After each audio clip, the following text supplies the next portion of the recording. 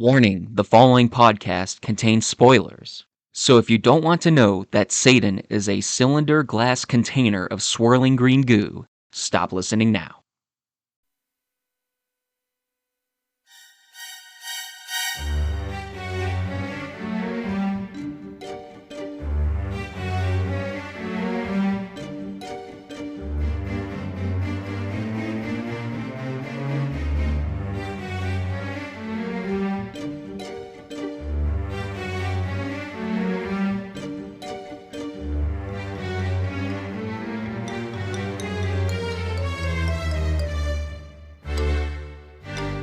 The International House of Horror.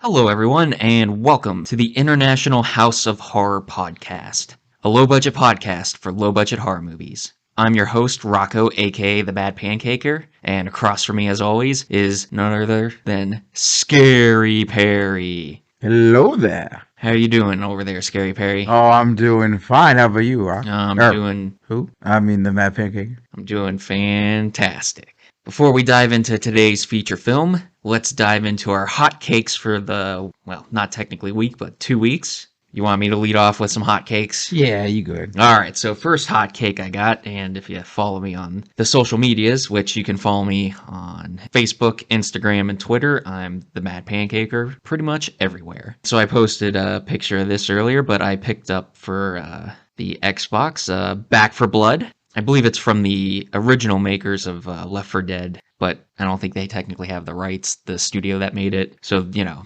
they came up with this spiritual successor to it. And I've played a little bit of it so far. Overall, pretty cool. Fun little experience. But one of the few knocks I have on it is the single player. So now in the single player mode, you get all these, because the game kind of plays through this system of cards that you build your deck from that provide you with abilities. And every round you get to select another card to play to add to your current cards to give you some buffs. Then the single player has all the cards unlocked, which I didn't know at that point. But you can't get any progression for unlocking items in single player, which just straight blows. Well, that sounds pretty bad. So you can the only way you can unlock progression points is by playing online with other people. Which, I mean, I only have like 4 friends anyways. It looks like you need the help of Scary Perry. Yeah, apparently I do. And I know other people were mad about it because I was reading about it, and it literally makes no sense whatsoever. I have no idea why they would do that. To be honest, they could have just left everything locked, and then you're still limited to the cards you have unlocked at the start of the game, just like a multiplayer for single player. Even if they just wanted to make the progression take longer in single player, but I mean, at least have it count for something. So that's kind of a downside there. And oh my god, your AI teammates in solo mode are just the fucking worst. And I'm playing on like the veteran difficulty, so there's like 30% friendly fire or something. At like anytime you back up, these guys will just walk into your fucking line of fire.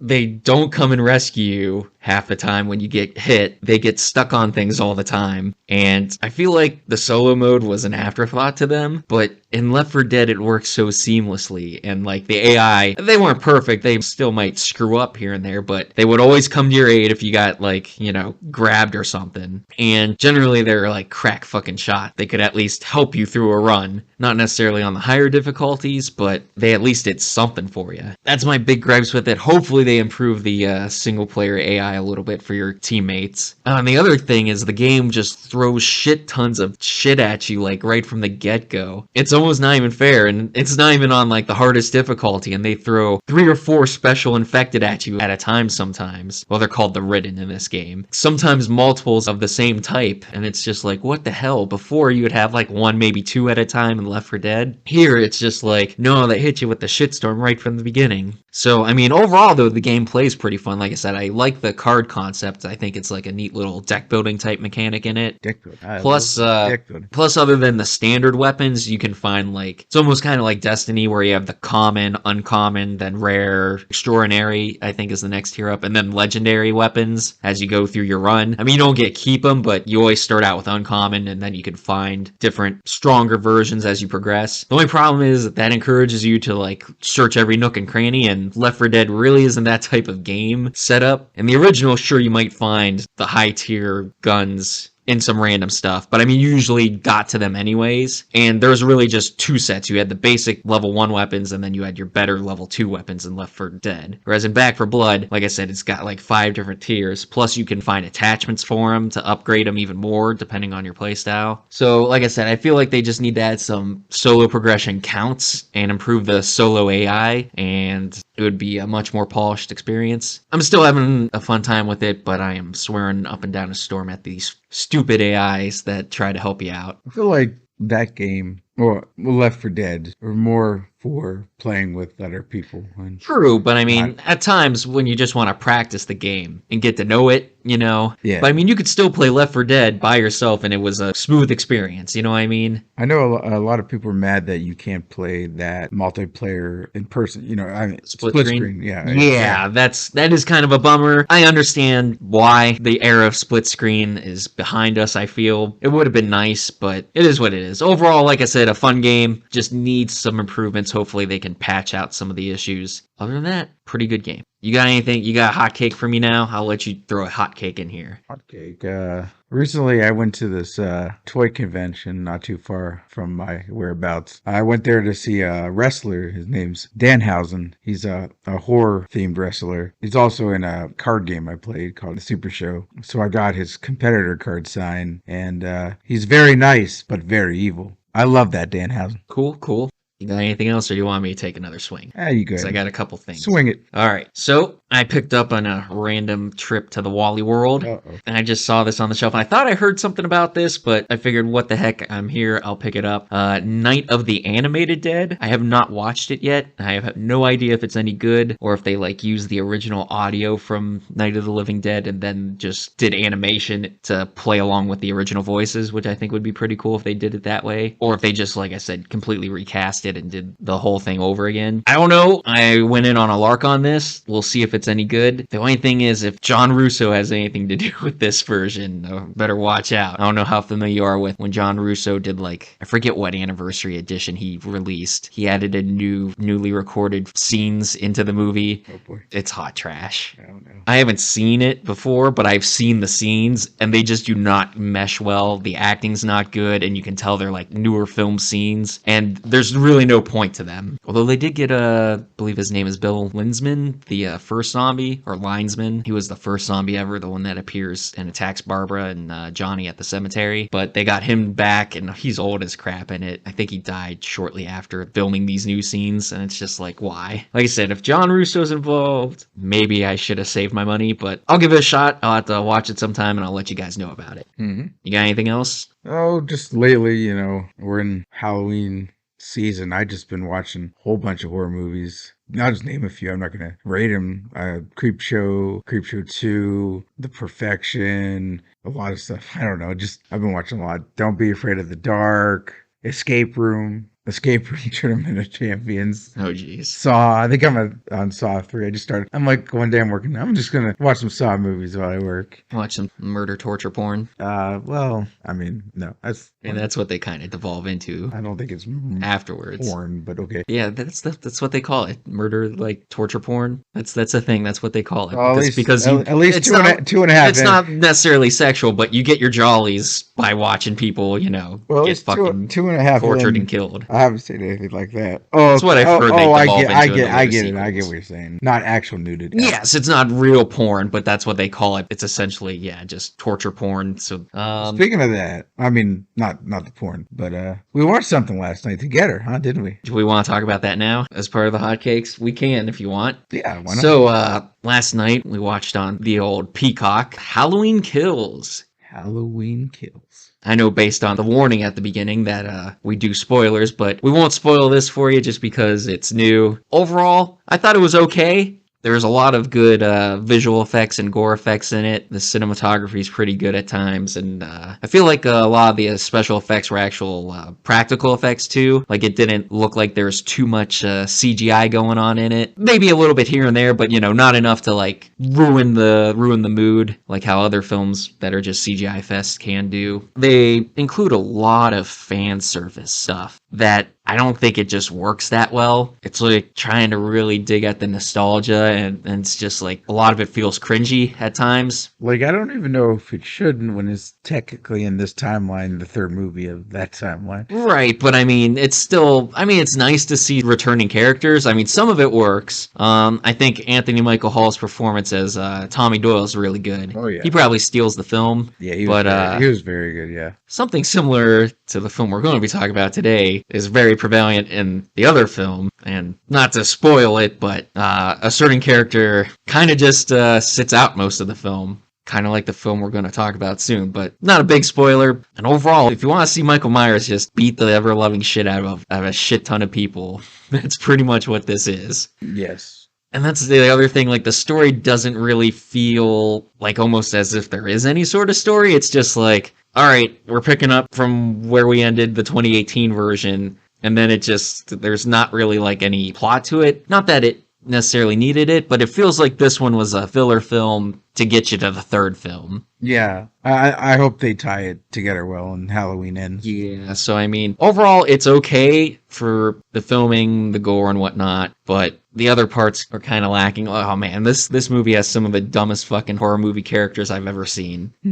It's like fucking bad. And there's a couple things that I question the physics behind. There's two in particular. Meat hooks? No, we're not talking about meat hooks. No, darn it. I still don't know how a guy who watches wrestling and watches grown men pick up other grown men with one hand and choke slam them. Can't believe that. You know, that takes a combined effort. That isn't Bill could pick up Sam Raimi and put him on the meat hook. It's a combined effort in wrestling. But like I said, it's okay. If I had to give it a quick rating, probably somewhere in the 3 to 3.5 pancake range. I'd have to watch it again because it's silly fun, like how some films are, especially with Michael Myers going around killing everybody. But holy hell, like, most of the characters are just really dumb at what they do. With a few exceptions, like I said, Tommy Doyle does a really good performance. I'd give it around the same out of 3 cannolis. I said 3 or 3.5? 3. 3? Yeah, I feel like it's about in that range. I think I need to see it again. Well, yeah, one more viewing to decide whether it deserves another half a pancake or something like that. But I'm sure like 4 years down the line, when we finally catch up on all the Halloween sequels in October, we'll get to this one. But for now, we'll leave it stand at that. And you got any other hotcakes? Because I got a few more here. I am fresh out of hotcakes. He's out of hotcakes. So wait, hold on. Dolores, hotcakes? Nah, I think J Bones is still cooking them up in the old skeleton kitchen there. Damn, this restaurant is horrible, I swear. I don't know. Why do we keep coming here when the service is terrible? Because it's the only place we can eat. I guess. Also, it seems like the only place that will let us sit here and podcast and bitch at him. Anyways, I got another one. So this is not a plug or sponsored endorsement of any kind. Just the In Search of Darkness documentary has their part 3 live now on. I don't know if you back it through their site. I clicked the link and backed it through there. I know the past 2 have been on Indiegogo, but I like the first 2 and I backed the first 2 parts 1 and parts 2 of the In Search of Darkness. It's a documentary all about 80s horror films, which predominantly, you know, that's where my wheelhouse of horror is. I'm a big fan of the 80s horror films. So if you're into the backstory of some of these things, and it looks like this one's going to cover a lot of the direct-to-video type releases and the lesser-known gems, whereas the first one covered a lot of the big hits. The sequel covered some more stuff they didn't talk about as much, plus some foreign films, especially Italian. And then this one looks like it's going to start covering all those really cheesy ones that you told your friends about, and then they went and rented. I backed it, so if that's something you're into, I'd highly recommend it to you as well. However, now I do have a sponsored plug, so I got our very first ever live read for us here. So, and they were nice enough to send me something here, so let me throw this on here. Probably making a ton of noise with these bags here, but I wanted to hide it from the old Scary Perry here. I don't know what he's doing under that booth. What are you doing under the booth? So, let me throw this on here real quick. I don't know. I'm kind of scared right now. Alrighty. In fact, I'm going to duck under the table so Perry can't see what's going on here. He's ducking under the booth. Oh my god. What? I love it. Alrighty. Let's see if you can hear me through the mouth hole here. So, And you can't tell, but I am wearing a Silver Shamrock pumpkin mask because our sponsor for today is the Silver Shamrock Novelty Company. And our good friend Connell Cochran was able to provide us here with a Silver Shamrock mask here. And this Halloween season, you can choose from the spooky jack-o'-lantern, the creepy skeleton, and the witch. Does anybody like the witch? No. No? Alright, well, 2 out of 3 ain't bad, right? I like the witch. The witch is kind of cool. So, thanks to the good friends at Silver Shamrock Company, you can pick up your Silver Shamrock mask. And Connell Cochran told me personally to make sure everybody is ready for the big giveaway on Halloween night at 9 o'clock. And to make sure to wear your Silver Shamrock mask. Now, I'm sorry, Scary Perry, but they only sent 1 mask. But Connell Cochran did tell me to have you wear it on Halloween night at 9 p.m. So I'll loan this to you for there. Oh, okay. I was trying to see about getting another one, but for some reason they weren't taking any orders. They wouldn't have any more masks available.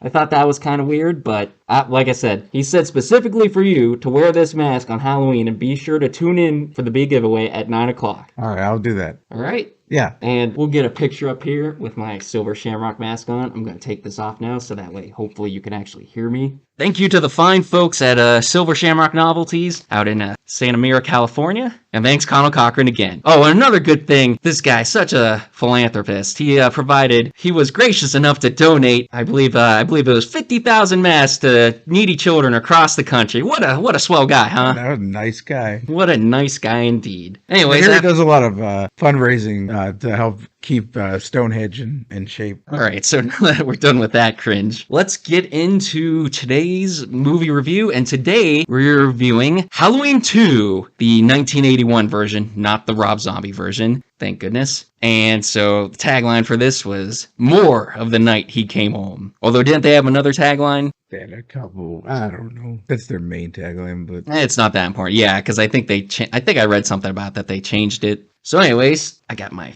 DVD right here. Do you have a DVD? I do. Haven't upgraded yet. I'm tempted to upgrade to that 4K. I watched it on AMC, and a lot of stuff was cut. Some, but if you guys have the DVD, please watch it on the DVD. Probably. Yeah, you should have let me know, and I could have flipped it to you. Yeah, that's right. Probably would have been a better experience for you then. This time, John not. Carpenter. All right, good. This time, John Carpenter did not return to direct. He did return to write it with Deborah Hill again, and they both produced. But this time, directing duties went to Rick Rosenthal, who I believe at the time was a relative unknown. I don't think he did much after this. I was looking up a little bit of it. But he did a lot of TV stuff. I could see like why big name he didn't do TV anything stuff. after this. Why you gotta be so salty over there? Salt? What? I'm not salty. I just... Dolores, this kid needs less salt. Bring him some pepper. Yeah, pepper. Salt and pepper. Push it real good. And of course, we got Jamie Lee Curtis and Donald Pleasance returning, along with Charles Cyphers. And this time we got Lance Guest. Lance Guest? That's right, the last Starfighter himself. Yes, sir. And this time, the credits for The Shape go to Dick Warlock. Dick Warlock. Is he Warlock from the Warlock movie? I don't think so. Okay. What, you don't like Dick Warlock here? With a no. name like that. I do like Dick. All right. I mean, Dick did a good job in this movie. Well, that's standing. The reason, what's his name, didn't come back, I don't have my Nick notes. Castle? He went on to pursue a directing career.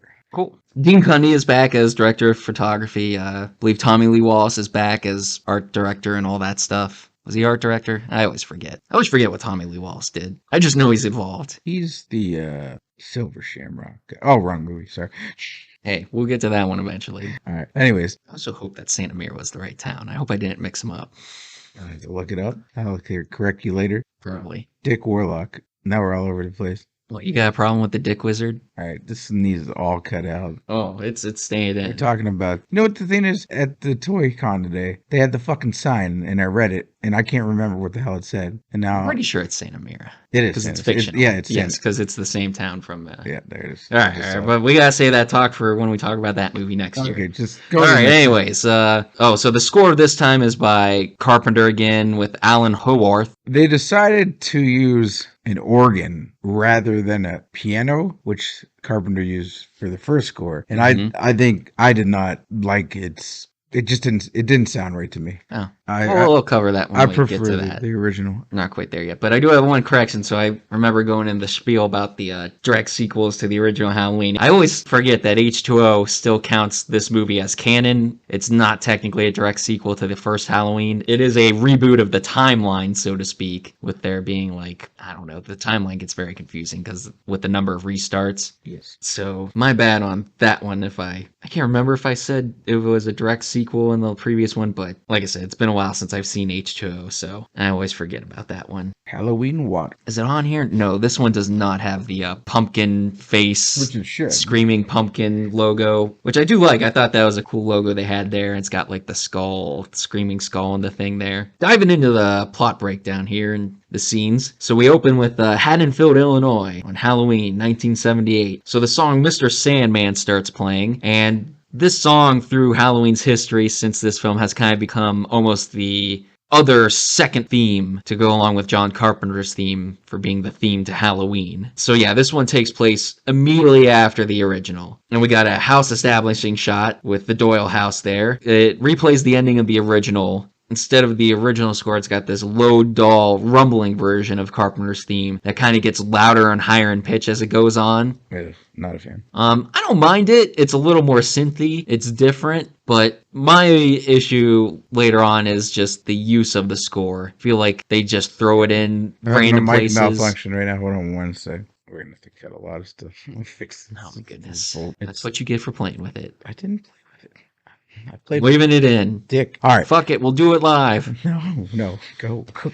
So yeah, they just kind of threw it in random spots, which we'll cover. And then there's other spots where, not that the original didn't have spots where there was no music, but there's spots where there's no music and it feels like they could have used some of the slower themes to help add to the ambiance and the suspense. But we'll cover that as we go along here. So they also mix in a cut showing Michael actually falling off the balcony after getting shot, as opposed to you see it from the front side, you see it from the actual outside of the house. Although it's funny because they clearly have there's a ramp leading up to the balcony for him to walk backwards onto and then fall over, so he's falling over standing at the top of the railing rather than falling backwards over the railing. However, so I was not mistaken when I thought there was 7 shots. It's this one where there is 7 shots instead of 6. The original had it right. I think when they cut, when they cut from the front side, which was the original footage from the first Halloween, to the back side, where it's the Halloween 2 footage of him falling off the ramp. The first scene has one of the shots, the first shot Loomis fired, and then the other scene, they fire 6 shots there, which is where they lose track, so they should have only fired 5 shots there. So somebody goofed there in the continuity department, probably in the editing, either leaving in the first shot, maybe it wasn't supposed to be left in, it was supposed to be a quicker cut, so that way you'd still only have 6 shots, but I'll again say the old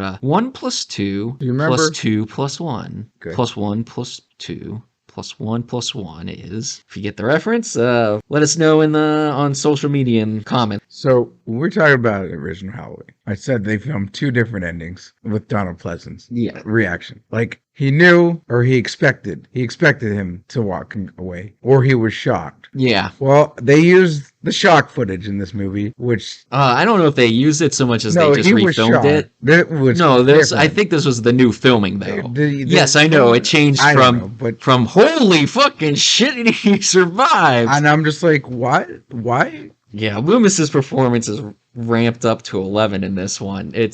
It's great. And they replay the scene, and it definitely, they still had it as, was the boogeyman, as opposed to, was that the boogeyman, like I commented in the first one. So yeah, I got down here about the change in Loomis's expression where he's shocked. So he goes outside and he touches the grass and he finds Michael's blood in this convenient little silhouette on the grass from where he fell and left an imprint. So he definitely hit him. It's not like he missed him, which is kind of actually easy to do. It's not uncommon for people in like a firefight, like probably from the distance of me and you, to rattle off a bunch of shots, all adrenaline filled, and completely miss each other. It's not unheard of. Kind of like in not that I'm the biggest fan of this movie, but the scene in, like, the opening scene, or one of the opening scenes in Pulp Fiction, where the guy busts out of the bathroom and fires and just completely misses Samuel L. Jackson and Travolta. No, he definitely hit him because he's bleeding, so there's the, I call him the what's going on out here guy, because a neighbor comes out and he's like, what's going on out here? And he's just now coming out. And Loomis ends up telling him to call the police, and the guy says something along the lines of, this is some kind of joke? I've been trick-or-treated to death tonight. And Loomis delivers another one of his classic lines, you don't know what death is. Classic Loomis. I love it. So now we kick in the new, like I said, the jazzed up score, which has higher pitched and it's very synthy. I don't hate it, and I understand why they want to just keep reusing the original, because I mean, they mix it up throughout the years. I think even in Halloween Kills, like, they use it, but I mean, they do add a few different elements to it, so it's not just the same. So then we get the credits kick up, and so Mustafa Cade presents again. Mustafa. This time with, I believe, distribution going to the Dino De Laurentiis Corporation. And that's one thing with them getting involved. The recent slasher craze going on. They wanted a lot more gore and violence in it, so a lot of that stuff kind of got added in rewrites, whereas the original Halloween did not need the violence to amplify it. And I heard that that's a lot of the direction that Carpenter, Hill, and Rick Rosenthal kind of wanted to still go that way. They wanted the less is more approach, but they kind of got overridden. I think I also read that John Carpenter thought the movie was going to bomb, so he added in more violence and nudity to help it sell. Well, I'll go back on this towards the ending. Yeah, I got some stuff to say. Comes up a little later too. So we got kind of sort of shared top billing between Jamie Lee and Donald Pleasance. One's off and to the right, to the top right. The other's kind of lower to the bottom left. And we kind of got the zooming in on the jack-o'-lantern again, but this time it splits open and there's a skull on the inside, and that's totally cool. Then the skull splits open and there's a witch. And oh wait, no, that's wrong. No, totally.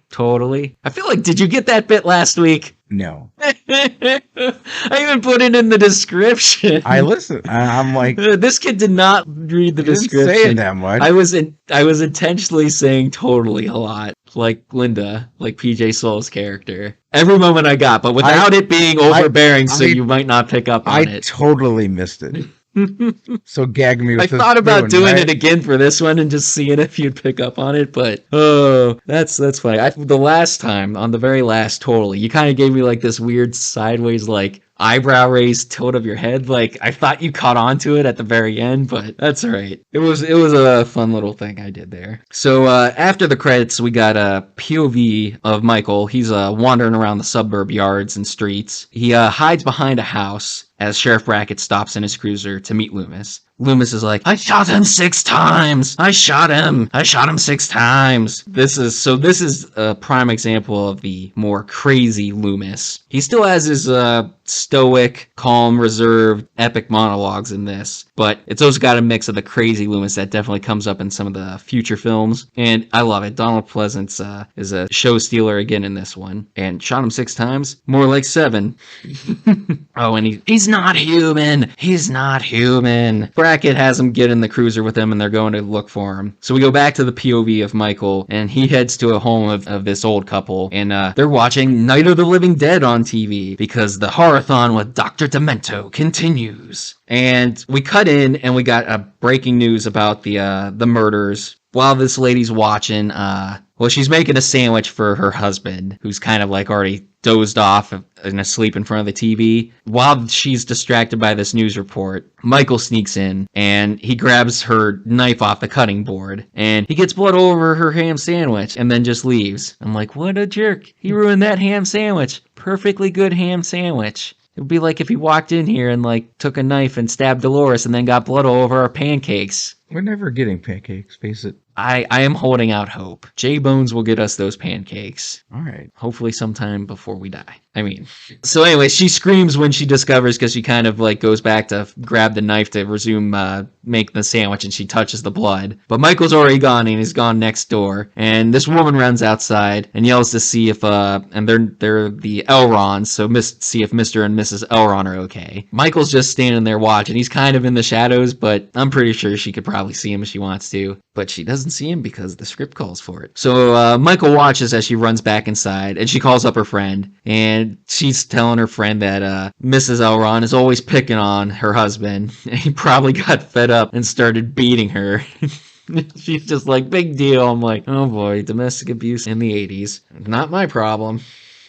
You got anything there? No? Okay. I'll continue on there. So her parents are out of town, and the girl on the phone tells her about the murders. So she turns on her radio and says it was right down the road, and Michael sneaks in while sirens start going on in the background outside. They say the guy got away. She hears a noise, and she drops the phone and turns around and sees the door open, and she goes to investigate. She goes into the living room here, and we got a stinger. And so we got kill number 1. Michael jumps up from the foreground/floor and stabs her in the chest. And we get this shot of blood splattering on her face. As I noted before, I got here in my notes about the demands for more blood/gore during production from the producers. And my thought here is, where the fucking hell was he hiding? And he just fucking like springs up from the floor and stabs her. I still love it, but it's ridiculous. Like, it goes everywhere. Like, how did she not see him? What's sad about after this is his trademark weapon is a kitchen knife. This is the only kill in the movie with a kitchen knife. Well, true. Budget cuts, man. I don't know. Actually, this had a bigger budget. So we cut to the Doyles and the Wallaces, and the paramedics show up, and cops are outside with the spectators who are gathering around and observing what's going on. And out comes Laurie on a stretcher. At this time, Jamie Lee had cut her hair, and she had her short hair look going on, so they actually had to put her in a wig. Yeah.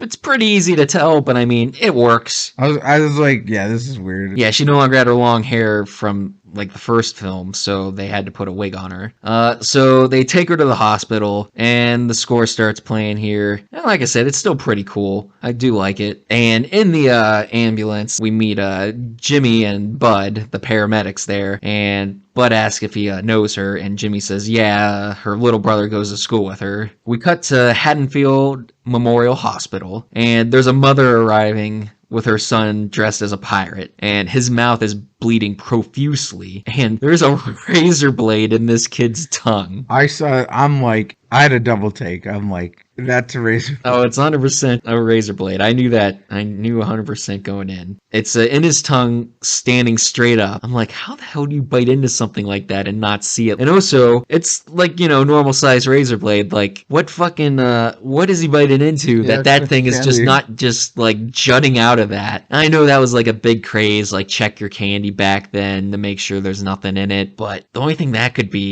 be in like a fucking apple. And at that point, I'm like, if you're getting fucking apple from somebody for fucking trick or treat, you're fucking throwing that thing back at their fucking house. I don't know, maybe he went to the old guy from Night of the Demons and got an apple from that guy. Yeah, you never eat apples on Halloween. Come on, people. So, and as that's happening, Bud, Jimmy, and Laurie arrive in the ambulance. So the lady's with her son at the counter, and she's not happy with the nurse's response because she's just like, oh, you'll have to wait in room A. And I'm like, Jesus Christ, this kid's tongue is bleeding profusely, and we gotta wait for the doctor to show up. Yeah.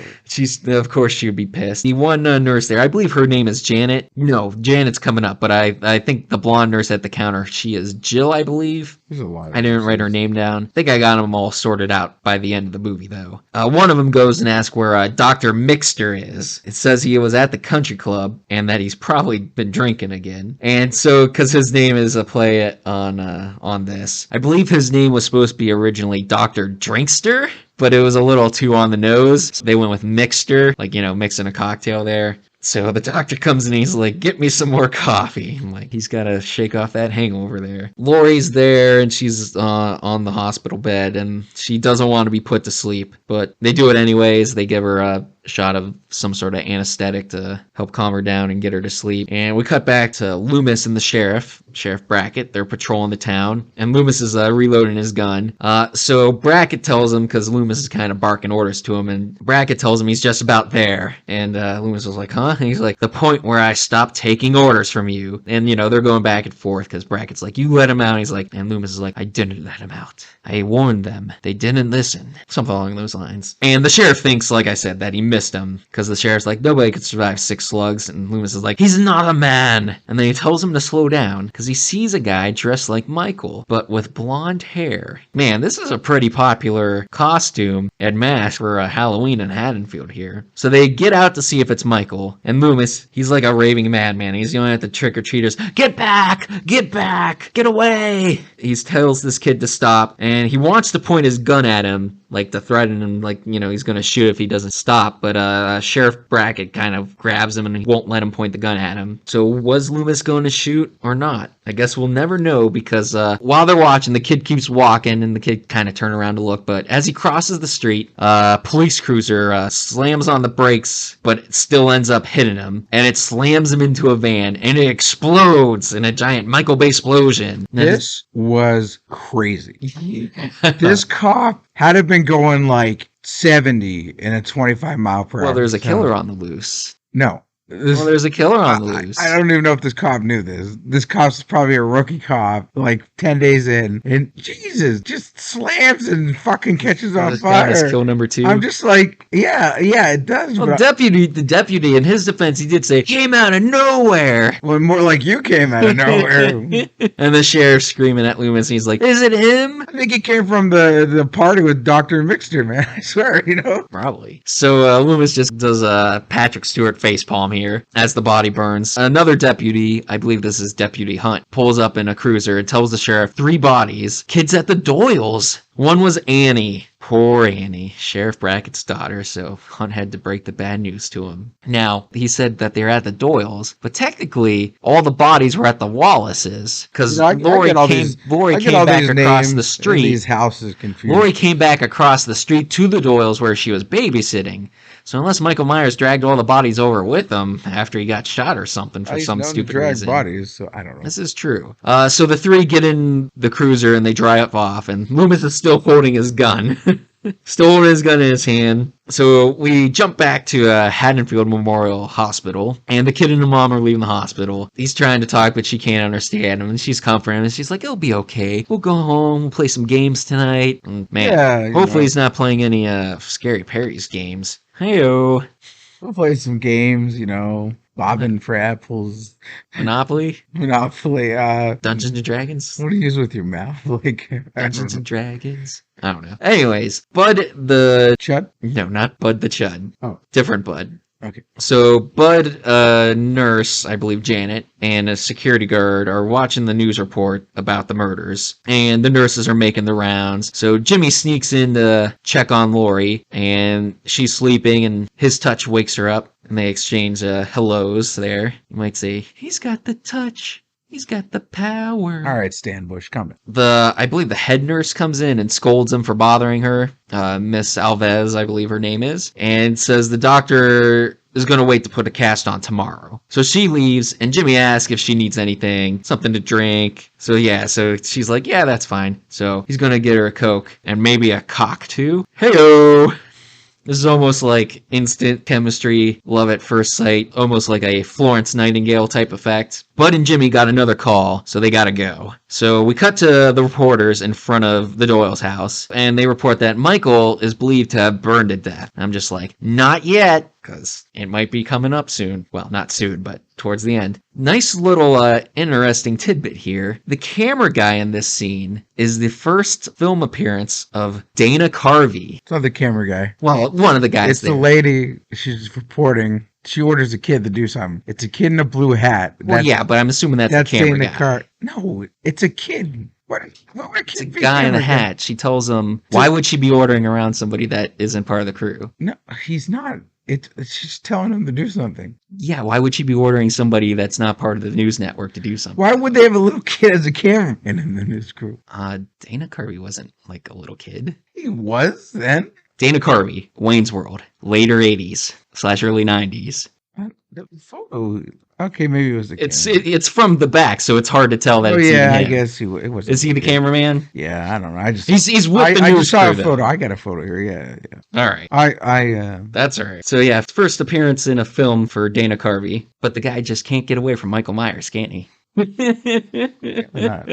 Oh, that was terrible. And I'm not the first person to make that joke. So His name was Barry McNichol. there you go. So Loomis, Sheriff Brackett, and the deputy arrive, as do Jimmy and Bud. And so the stretcher's coming out of the house, and they pull the sheet away to reveal it to be Annie. This time with the proper throat slitting with blood that was not in the first one. And the sheriff does the traditional, closes her eyes, and he kind of mutters, he's like, he's got to tell his wife before somebody else does. So Deputy Hunt there tells him that he'll take over, and then Sheriff Brackett's like, damn you let him out. And Loomis kind of has like this meek and mumbled response, I didn't let him out. I ordered him to be restrained. Because he kind of really feels for this guy, but at the same time, it really isn't his fault. He tried to warn everybody, and he knew this was going to happen, but, nothing he can do now. And the deputy kind of snidely comments to him, it's like, anything else we can do for you? And they have a debate about over the man in the mask being Michael Myers or not. And Loomis has to be 100% sure, because he can't let Michael be on the loose, even if there's like a remote possibility. So he has to be 100% sure. So, and he continues with the not human line, and I love the passion that Donald Pleasance has here. He's really intense throughout this film. So they're going to get a dentist to meet him at the coroner's in a half hour, so they can check the teeth for try and match some dental records here. We cut to a street, and this kid's walking, and a cop car goes by with its sirens on, and kid's walking with a boombox or some sort of radio on his shoulder crossing the street, and he's got the news on, and we got these two chicks talking about this lame Halloween party they were at. The one, her name's Karen. She's a nurse at Haddonfield Memorial Hospital. She's talking about how she's going to be late to work. She promised to drop off her friend, blah, blah, blah. So just an excuse to set up her going to Haddonfield Memorial Hospital there. They get in their car and they start driving off, and then the kid with the boombox comes back across the street, and he bumps into Michael, and we got a stinger, and the synth theme starts kicking in just as the reporter so happens to give the information on Lori being taken to Haddonfield Memorial there. So now he knows where she's at. It's all set up. So when filming they had to add this in later, the scene. Oh, did they? Because I think they had like a test audience, and they're like, well, how the hell does he know that she's at the hospital? Oh, that's a good point. And another fun fact, in that scene, it's father and son. That's Dick's son. Yeah, I did see there was another warlock credited in the credits, and I was wondering if it was any relation. Yeah. That's cool. Yeah. So now we go to a behind the camera shot of Michael walking, and he just conveniently happens to pass a sign pointing to the direction of Haddonfield Memorial. Now, this is the first scene where you kind of notice this. I mean, you might notice in some of the others, but they got a new mask for Michael in this one, and it just isn't quite right. The big thing with it is, instead of the hair being a little messy and, not neat, just kind of a messed up haircut for the mask. This one, it's all kind of smoothed back and slicked back and neatly combed, which is one thing I don't like about the getup, but I mean, I think it still works okay. It's definitely better than some of the later Halloween masks in the franchise. I'm actually have to stop you right here. This is the original mask. So Nick Castle had. So he kept it, the mask. And in a lot of the shots during the first Halloween, he would stick in his back pocket. And so then, it gets worn out from that. Then Deborah Miller got the mask, or Deborah Hill got the mask, and she would store it under her bed, and she was a smoker. So the mask collected dust and turned yellow a bit. So they try to touch it up, but it is in fact the original mask from Halloween. And, they actually let Warlock keep the mask after this movie, which they probably shouldn't have, because I think he sold it or something later. But yeah, interesting. This is the original. Well, they should have scruffed up the hair a bit. Because like I said, there's nothing wrong with it. It's just the hair shouldn't be smooth and it looks weird. Yeah. Anyways, continuing. And it might fit differently because Dick, he was smaller than Nick Castle, and yeah, he had, it fit his head differently. So, but that is the original mask. Yeah, it still doesn't quite look great. Like I said, if they would have fixed, I had no other problems with it other than the smooth hair, because it's like a bit of different from the first. Karen, she pulls into the hospital. She gets out of her car, and as she walks away, we zoom in and we see Michael's reflection in the driver's side mirror, and we get a stinger. And the stingers are a bit deeper in tone in this one, but I still think they're pretty decent. I still enjoy them. Oh, now notice in this part, Karen, she parks in a visitor's parking spot. Oh man, she's gonna get towed. I understand, especially since visiting hours are over. They say it's Haddonfield Memorial Hospital, but they refer to it a lot in the movie as Haddonfield Clinic. They did that because obviously it appears like it's a really dead hospital, but it's clinic. So I had a feeling maybe her employee parking spot would probably be better than the visitor ones, but Well, she was in a hurry. All right, but anyways. Back to the hospital employee lounge. As they're watching the TV, Bud goes, Bud sure could use a pizza. Oh, Bud. Bud's pretty funny in this. And then we got security officer, I believe he's Mr. Garrett, and he's at his post and on the TV in the background. The Horrorthon continues with more Night of the Living Dead. And I got 2 names for this guy. So my first alternate name that I'm probably going to end up calling him here is Paul Blart, Hospital Cop. My other name for him is Officer Mustache Better Than Scary Perry's. That's false. Let us know on social media if this guy has a better mustache than Scary Perry. I really need to start taking a picture of your face and then putting it up next to these other people's faces and putting it on Facebook and letting people talk about it. But it's a waste of time. I win. And he's kind of got his back turned to the monitors while he's reading a magazine. But meanwhile, Michael's on the security monitor and he's just walking straight on into this hospital. So Mr. Garrett there dropping the ball. So there's a knock on the door and it's Karen. She needs to get buzzed in. And then we cut to another exit opening at the same time and closing. So I think that was the thing when she got buzzed in that allowed Michael to get in. Maybe. I'm not 100% sure that's how their security system works. Yeah, but that's what I implied from the cut. Michael can get in. So Michael is in, or more like the doctor is in. I don't think you want the type of surgery he's going to be given, though. So back in the lounge, a nurse is saying that her friend saw Myers, and Bud tells her that she's full of shit because he didn't escape until last night, so there's no way, based on the time frame, that she could have seen him, because she said she saw him yesterday during the day when he didn't escape till late October 30th. She's like, you don't have to swear. And he's like, every other word you say is either hell or shit or damn. Oh, good old Bud here. He's like, sorry, I guess I just fuck up all the time. That always gives me a good chuckle. So she leaves, and then enter Nurse Karen. It looks like her and Bud, they got a thing going on. He's like, I'll see you later. Wink, wink, wink. Or no, she says, I'll see you later. Wink. And Bud, he starts singing here. Another great Bud moment. Amazing grace, come sit on my face. Don't make me cry. I need your pie.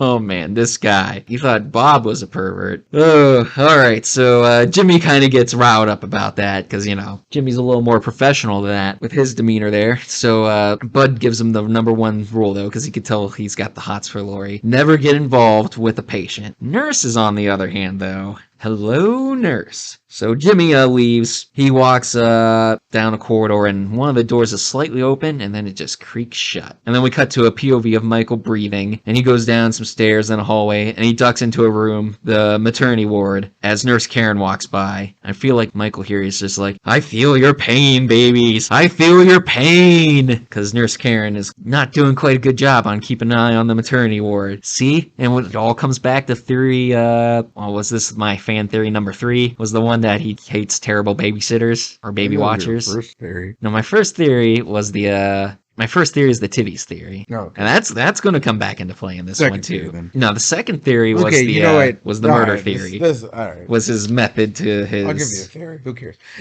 Just play. Well, in that case. Oh, by the way, that search for a new co-host is still going on. By the way.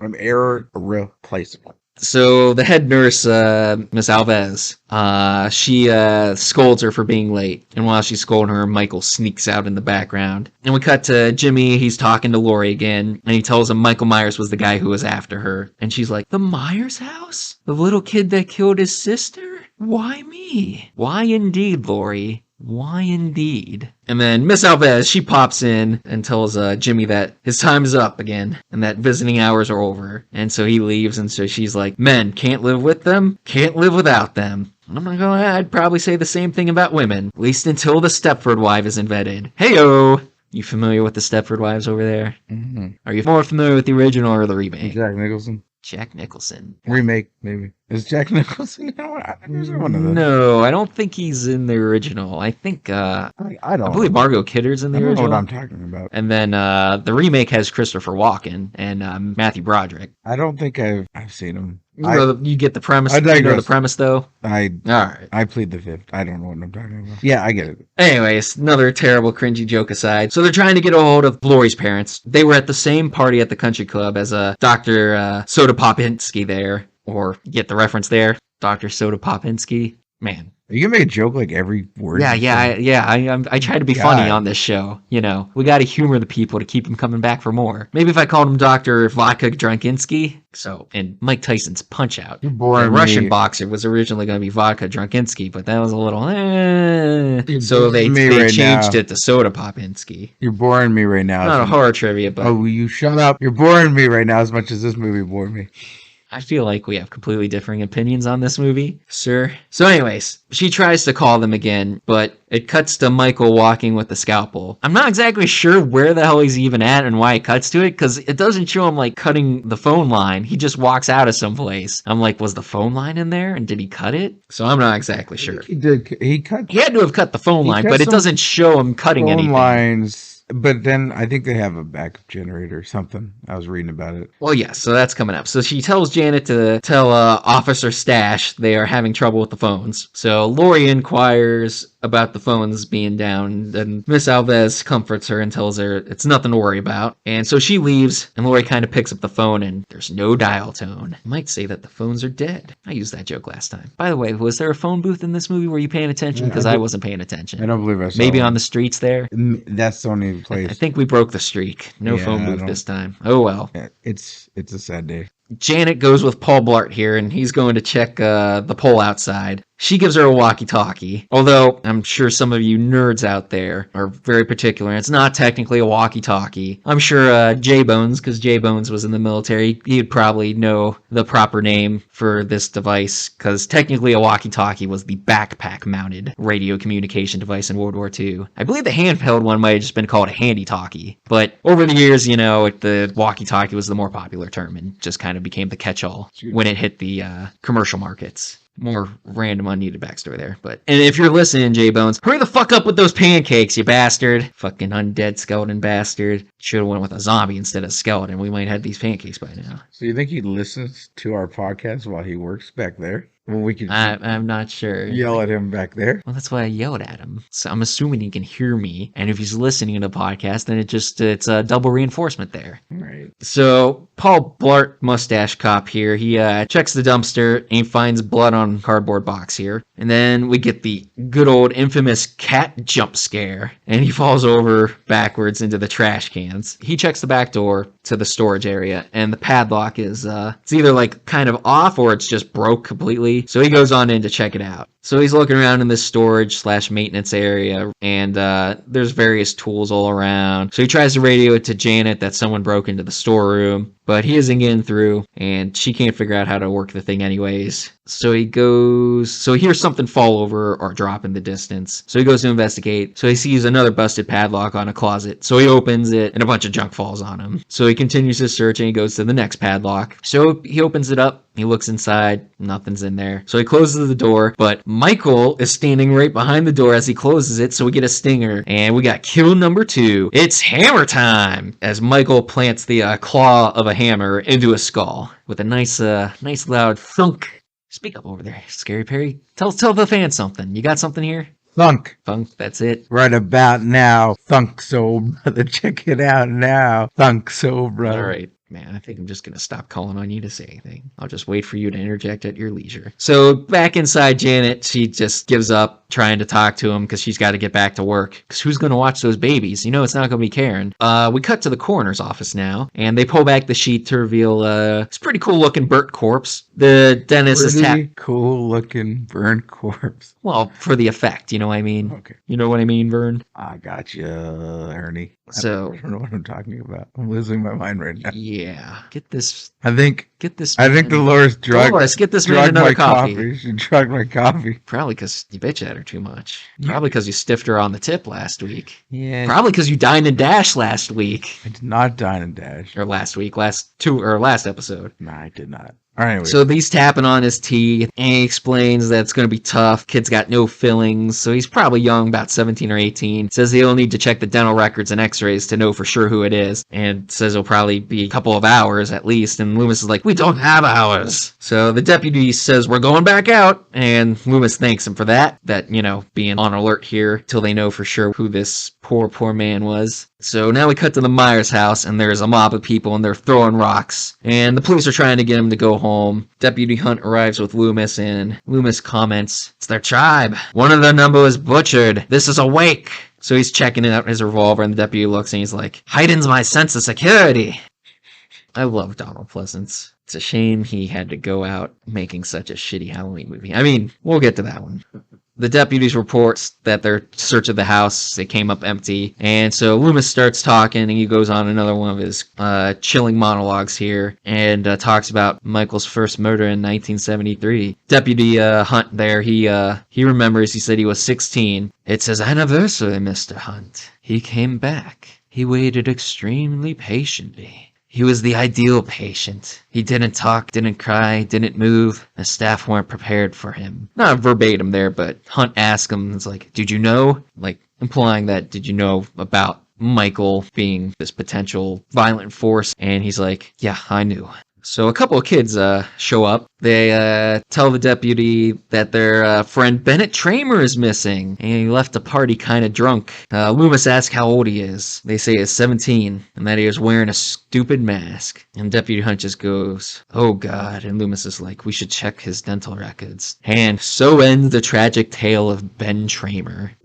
Poor Ben Tramer. And Ben Tramer's a character everybody likes to bring up a lot. For whatever reason, there's kind of almost this cult following about Ben Tramer in these films. And not a big spoiler, but they do mention Ben Tramer in Halloween Kills. And technically, because this movie didn't happen, Ben Tramer is still alive in the 2018 Halloween continuity. For now, at least. Fingers crossed, everybody's pulling for Ben Tramer here. Hashtag Team Ben Tramer.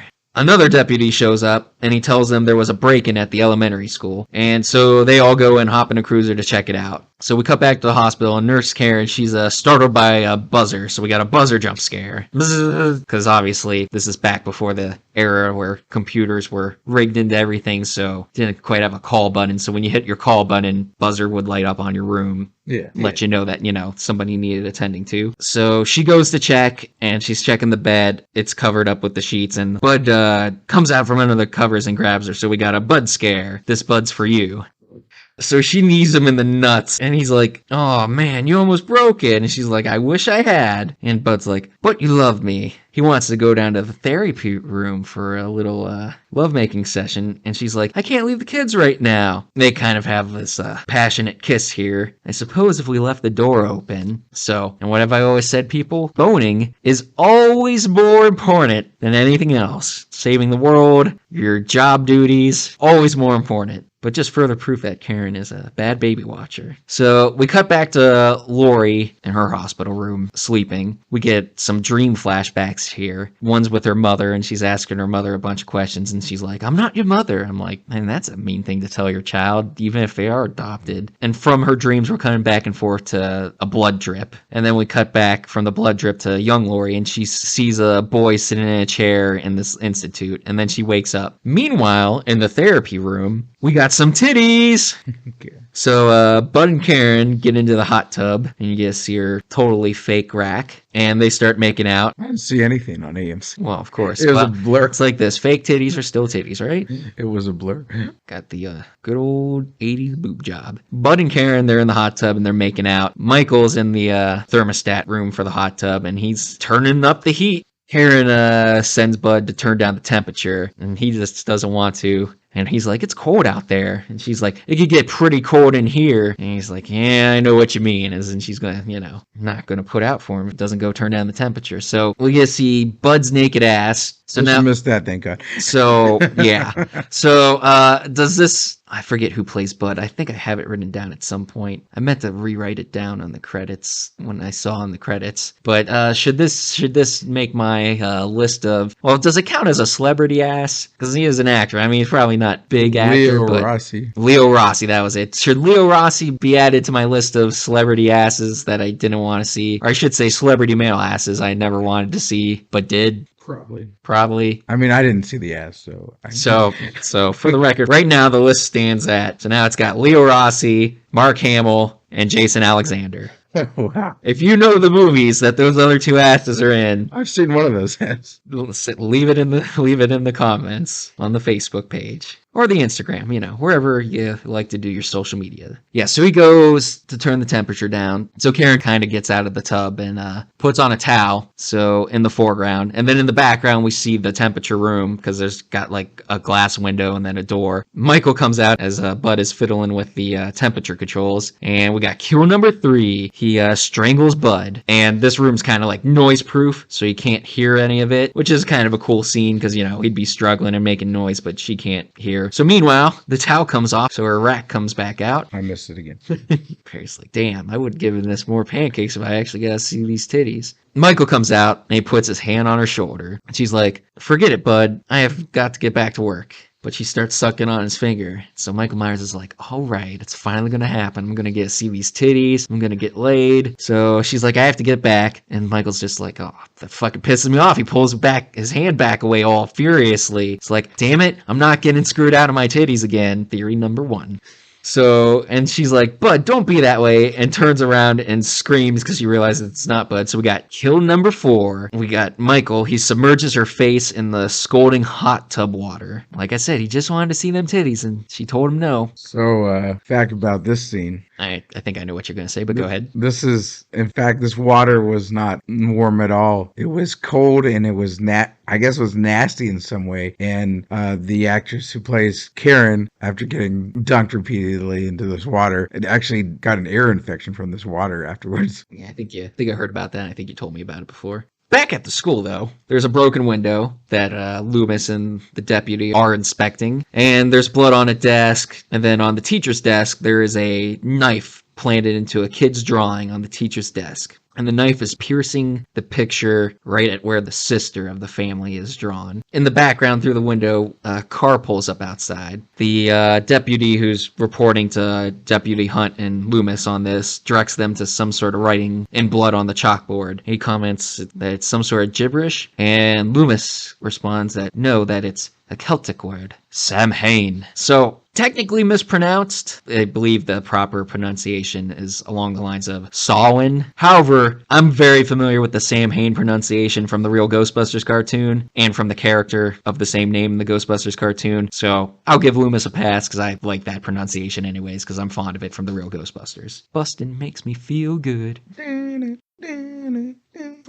Oh man, should we talk about our Ghostbusters pinball story? Oh, man, you should have done that in Hotcakes. Completely forgot about it. So we were out to eat. Pinball machine scared the shit out of me. And we're out to eat. And they got this Ghostbusters pinball machine. And we're like, fuck yeah, I'm going to play this Ghostbusters pinball machine. So I played first. So after I got done with my plays, Perry got on and played. And on one of the first, not his first play, but like on his second play, on either like the first or second ball, like immediately after he hit the ball, he hit it in some hole. And the fucking, the gray lady / librarian ghost from the first Ghostbusters pops on the little digital screen there and just starts fucking wailing. Like every other sound from like the machine was hard to hear because, it's a restaurant. And this is just like at the fucking like loudest possible decibel point, and everybody just like fucking looks over, and I'm just like, Perry, I'm like, leave it to this kid to find the one thing on this pinball machine that is louder than fucking attracts everybody's attention. Scared the shit out of me. I don't like what the hell's going on. Yeah.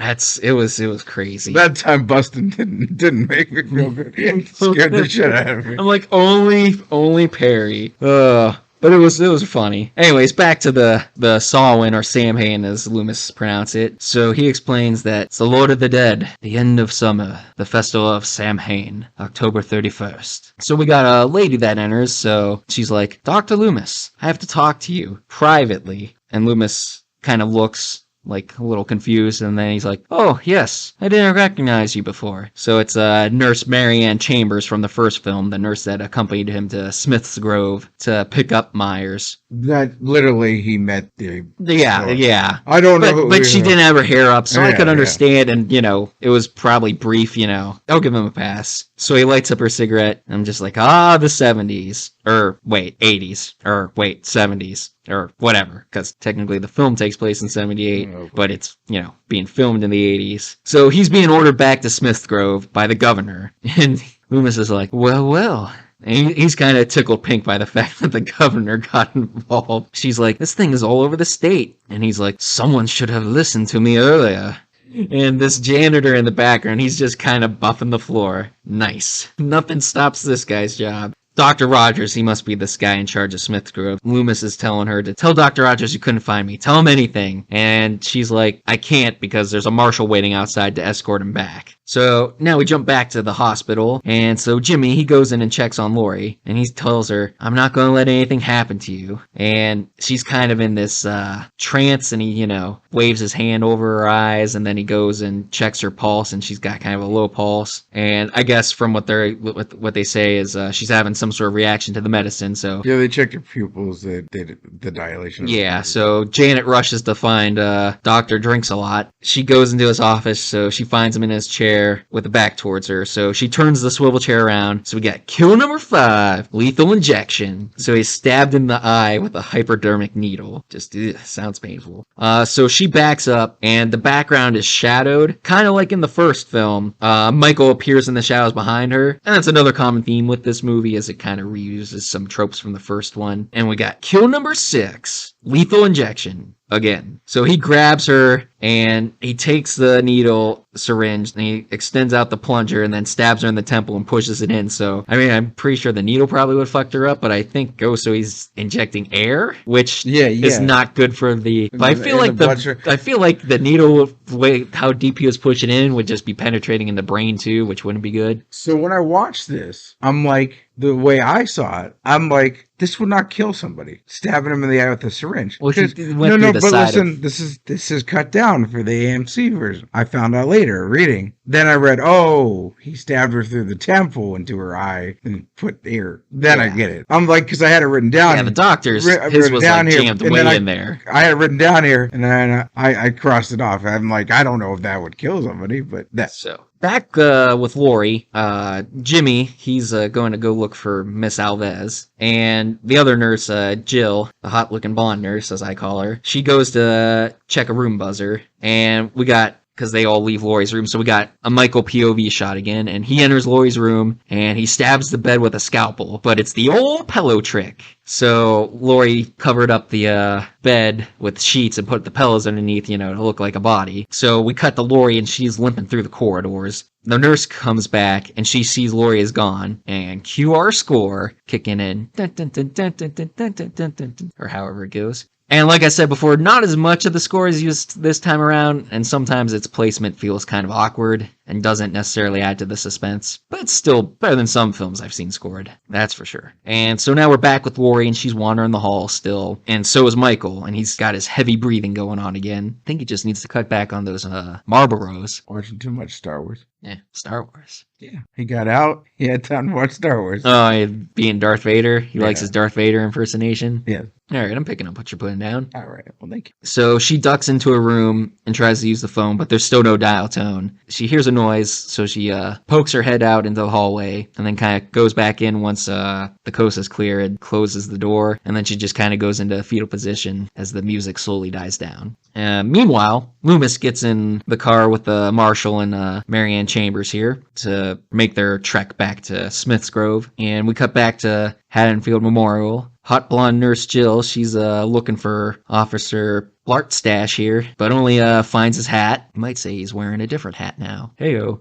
Michael, so he's roaming the hallways on the monitor with an ominous low score going on. So on the monitor, he goes into a side room. She comes back to the security desk, then leaves. And then we pan back to the security monitor, and so she appears in the same hallway that Michael was on in the monitor. So that's not a good sign. So she hears a noise in one of the rooms and checks it out. And then Jimmy comes up from behind her and puts his hand on her shoulder. So we got a last Starfighter starfighter jump scare. So Jimmy, he can't find anyone, and they conclude that they gotta find Lori. They do the old Scooby-Doo, let's split up, gang. So he tells her to check the East Wing, and if she's not there, she's to get in her car and go get the sheriff. But I'm glad that they only care about Lori, and like they don't care about all those other babies and presumably the other patients that you don't see in the hospital, but there's got to be a few because of the buzzers and whatnot. So meanwhile, Michael's shadow appears in the foreground during this, which is a cool looking shot. And then when they change camera angles, his shadow's in the background. So I like that little cinematography there. We cut back to Lori, and she's still kind of curled up in the fetal position. That's another problem with this movie is Lori isn't given much to do. It's kind of understandable considering, she was just attacked and has some wounds and whatnot that they have to care for. But it would have been nice for her to get a little more action throughout the movie rather than mostly towards the end. We cut back to Jimmy, so he looks in the minor surgery room, and he finds Mrs. Alves, and we got kill number 7. So it kind of looks like she has strangled with some surgical tubing around her, but she also has surgical tubing and an IV stuck into her, and she's dripping out blood on the floor. Mm-hmm. So I'm guessing that's what the blood cutting from earlier when Lori was dreaming was the show that she had been killed, but you didn't know what it was for at the time. Jimmy turns to run away, and I don't know how, considering he saw the giant fucking puddle of blood right in front of him when he came in and stepped in it, that, maybe I shouldn't run so fast when I'm standing in a giant puddle of blood. And he slips on the blood and falls and smacks his head on the floor, and he's just out cold. And yeah, I'm like, why the fuck did you run when you know there was a giant puddle of blood on the floor? A couple of things about this scene. I know her color, Mrs. Alves, it's fine. If she had that much blood drained for her color would be pale. Well, true. She would look more pale. I was reading about The Last Starfighter himself. He did his own stunt for that scene. He did the fall himself. Oh, good for Lance Guest. Pretty cool. So I think we'll take a break now for another sponsored plug here, a real one this time. So we'll be back in a few. And we're back. Hope you enjoyed the real sponsored plug that time. But I mean, I'm pretty sure Connell Cochran sent me that mask. You're gonna wear it on. You're gonna wear it during the big giveaway, right? Yeah. I really hope you do. At 9, yes. All right. So where did we leave off? So we left off with Jimmy slipping on the blood. So we cut back to the hot blonde nurse Jill. Hello, nurse. As she's running to her car, and it won't start. And it looks like there's some fluid on the pavement there, so something got cut there. Maybe a radiator leak too. So yeah, there's some sabotage, but we definitely can tell that her tires got slashed, and she goes and checks the other cars, and their tires are slashed too. So she runs back inside, and we see Lori. She leaves her room, and she starts staggering down a hallway. Nurse Jill shows up and calls her name, but she keeps walking and it's kind of in this dazed kind of fugue state. She calls out her name again, and we see Michael kind of step out from this side hallway just as Lori turns to look, and we got kill number 8. Finger up the butt. No.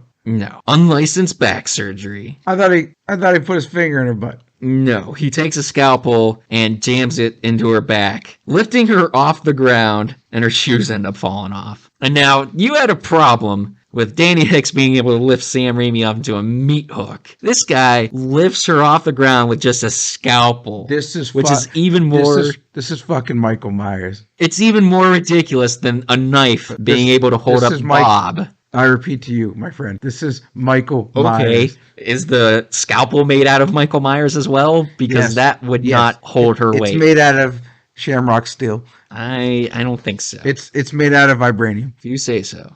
Plus, he didn't stab her in the back with the scalpel. He stuck his finger up her butt. No, he stabbed her in the back. Oh, fine. All right. Cue the chase score again. And like I said, it's deeper this time with some high-pitched synth mixed in. And Lori runs. She goes downstairs. Michael slowly pursues her, kind of painfully slow. The slow, suspenseful chase isn't quite used as well as in the first. So she bumps into Paul Blart. He's hanging from a noose made from one of those lights that you hook on to utility light, yeah, or something like that. Yeah. Michael, he's catching up. He rounds the corner, and so she uses a pipe to kind of climb up and open a small window to climb through to another room in the basement there of the hospital. Michael, he grasps at her feet and is clawing at her feet, but he can't get her, and she falls on some boxes, and must have been some test tubes or beakers or something in there, because it's got glass, and you hear all the glass break. got some broken glass, and she doesn't have shoes on. So is this gonna be like the Halloween's version of Die Hard? Lori's gonna be walking around with bloody feet. And then she's gonna get a machine gun. Now I have a machine gun, Michael. Happy Halloween. No. Yes, exactly. So she heads for the elevator, and Michael's pursuing, and you can hear the glass crunching under his feet as he's walking. And we're waiting for the elevator to get down. Then she has to wait for the door to close once it does get down there. So just as Michael catches up, the door starts closing. He sticks his hand in and just kind of barely gets it in there, but then has to pull it back because it's shut in. So I'm just like, these elevators didn't have safety features on them to prevent them. That kind of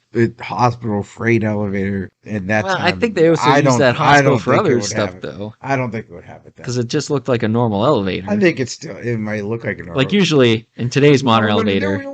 Which have an elevator that takes you down the hospital equipment. I mean, well, it also goes up to the upper floors, and it's got double. It's not a public elevator. It's for but it's got double doors too. So I think it's also for bringing patients in. Maybe, I don't know, because the doors lead outside. Huh? Maybe that thing was. I don't know. Some didn't have it then. Old buildings could have been an old building. I wouldn't want to be taking Haddonfield Memorial. That elevator is not up to code, Rocco. That's what I was just going to say. It's not up to code, and that hospital's got some murderers lying around, and the staff is wandering around, fucking each other in side rooms. Terrible hospital. Terrible hospital. 1 star. 1 pancake. So she goes out in the parking lot, and she hides in a car. She kind of just peeks over the dashboard to see if Michael's there, and then she goes back down to hiding beneath the seats. Now we cut back to Loomis and company, and as they're driving, Loomis explains the background of Sam Hain and Halloween, and he comments about how 2,000 years later, we have come no further. We're all afraid of the dark inside ourselves. And this is another one of the great Loomis dialogues of this film. Marianne Chambers, she mentions another file that was sealed after Michael's parents were killed that Loomis hasn't seen. After what happened tonight, the governor authorized the file to be unsealed, and Loomis is just like, what file? I saw everything. And she tells him, it wasn't fair. They should have allowed you to examine everything. That Strode girl, that's Michael Myers' sister. Bum, bum, bum. Lame. Loomis responds, he's killed one sister, now he's back to kill the other. And I don't mind this twist. I know a lot of people are kind of like, have mixed feelings about it. I don't mind it. I think it's good fuel for a lot of the sequels. I understand it doesn't necessarily make sense compared to the first. Like, it implies that Laurie has these like repressed memories and doesn't know about her brother, and there's no mention of her in the 63 murder. Of course, I guess you could say that maybe the parents took the baby with her and she was in the car when they got back. I don't know. Make up your own story there. Make it work, people. I still like the sister twist. It doesn't bother me in the slightest. Loomis asks, where did they take her? And they remark the clinic, so there's your clinic tie-in there that you were talking about earlier. Because when I'm watching, I'm like, it's not a clinic, it's Haddonfield Memorial Hospital. So he tells the marshal to turn the car around. And he's like, I can't do that, I've got orders. Loomis takes out that 6-shooter he likes to wave around, and he's like, the order's just changed. And I'm like, it's just been revoked. The marshal's just kind of like, taking it all in stride, and he's just like, Doctor, you're getting yourself into a lot of trouble. And Loomis is like, what is it you fellas usually do? Fire a warning shot? So he points the gun out the window and shoots out the car window. And then you just see the car just screech to a halt. He does a U-turn and starts turning back towards the hospital. I was like watching this. I'm like, what the fuck? This guy's batshit crazy. He's pulling a Bonnie Tyler there. Turn around. Yeah, being that. All right. Yeah, I'll spare you from more terrible singing. So we're back at the hospital parking lot. Laurie hears some footsteps and sees shadows. And it's Jimmy, though. It's not Michael. And he gets in the car and he's trying to start it. Car won't start, but he comforts her and he says, we're going to get out of here. And he's like, I think, and then he just passes out face first onto the horn, and the horn keeps honking. So Laurie eventually pulls him off, and she tries to start the car, but it won't start. So she kind of stumbles out of the car and falls down and is crawling on her hands and knees there, just as Loomis and company are pulling in. And Loomis tells the marshal, he's like, I ought to handcuff you to the wheel, but I have a feeling I'm going to need your help in there. Can I trust you? I'm like, yeah, you need his help you need him to die for you. Marshall's like, what have I got to lose? Except my job. I would get a chuckle out of that line, too. I do like the Marshall's performance. He's pretty decent in this, too. They go into the hospital, and Laurie's trying to force out the words, but she's kind of still in, like, this shock of the events that are going on around her. And she's, trying to mumble out these words and force out these words, but she can't. But just as they get into the hospital and the doors close and they're out of earshot, she finally yells out, help me! movie? Recently, Jamie Lee Curtis talked about this movie, and she thought it was ridiculous that she couldn't yell, "Help me." Yeah, Like I in the watched. movie. For being like a scream queen. It's just ridiculous that she couldn't yell, "Help me." Yeah, I watched an interview with her on the on my copy of The Fog, talking about that scene and how she thought it was stupid, but that it needed it for the character. You know what I mean? For the movie, Yeah. Loomis tells State Marshal Better Stash than Perry to check rooms at gunpoint, still waving his gun around at everybody. And the nurse kind of scolds him, but he tells the nurse to shut up and come with me. Good old, this is take charge, Loomis. Lori, she's hobbling toward the hospital, and it cuts to a scene with Michael stepping out from beside a pole that's like bathed in this red light. We get the stinger. Cue the theme now, and Lori turns around and looks, and you see him way off in the background, so she starts running to the doors as best she can, but they're locked. So she starts banging on them for help, and we got Michael slowly approaching, and I'm just like, man, it's been done before. Because it's just like the scene with the Doyle house in the first film. We cut back to inside the hospital, and Marshall Better Stash than Perry hears it, and he starts coming too. And then Loomis hears it too, and he runs to the door and lets her in. And then they back away from the door, and Loomis takes up his firing stance with his revolver there. And we cut back, and Michael, he just bursts right through this glass door, even knocking off the metal handlebar for the door that's blocking his entrance. We get a stinger there too. I'm like, man, Michael is just hardcore, walking straight through glass and busting off metal bars. And Loomis, he starts shooting, and this time he only shoots 5 times. Apparently he needed to hit him 6 times to end the movie right here. Or 7, depending on which version of the ending you're watching, either the Halloween version or the beginning of Halloween 2 recap ending. Most of them hit, but one does knock out a light that's behind Myers. So Michael collapses, and Marshall Stash here, he approaches, but Loomis tells him to stop, get away, he's still breathing. And Marshall's like, okay, I'll back off, man. Don't have to wave that gun around at me some more. So Loomis tells Miss Chambers there to get on the Marshal's two-way radio in his car. And the Marshal objects that he's the only one authorized to use it. And Loomis is just like, move! And she runs out. So Loomis checks on Lori. She asks him, why won't he die? And I'm just like, because of the money. Boom-ching. Because as long as Michael Myers is still alive, there'll always be more money for sequels.